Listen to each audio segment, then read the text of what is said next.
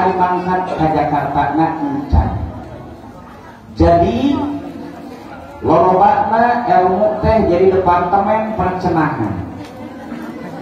Kolak jeung kila eusina di alamanana encan. Mudah-mudahan santri Riyadul Hikmah mah beras turun ke masyarakat ngalaman heula naon rupa diajarkeun di pasantren kakarak wani nganepikeun kana naon rupa nu diajarkeun.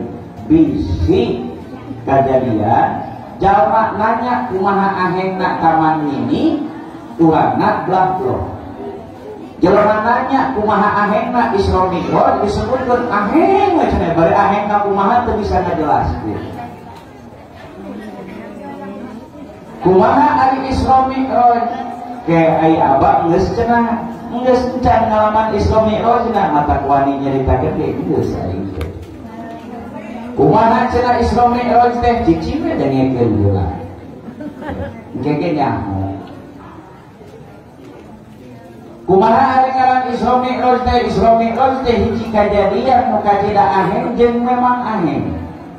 Naon sababna disebut aheng? Jarak memang puluh ribu kilometer Mekah Palestina dijajah ku kersana Rasulullah mung sabeting kirang.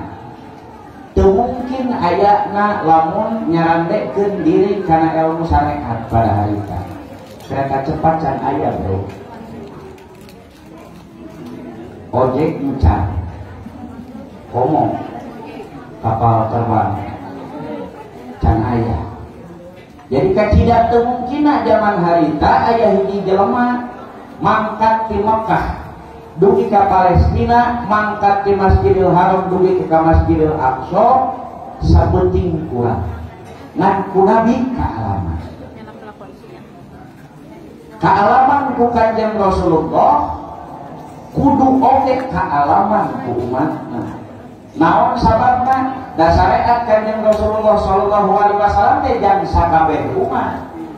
Lamun aya hal anu kaalaman ku Rasulullah kali-kali teu kaalaman ku umatna atuh agama teh ngan sakadar pikeun jelema-jelema anu aheng, ngan sakadar pikeun jelema-jelema anu pakatan. Sedengkeun tukang sayur, tukang tani, tukang macul, tukang mulung sampah sarua kudu apal kana agama. Kabeh kudu apal kana agama.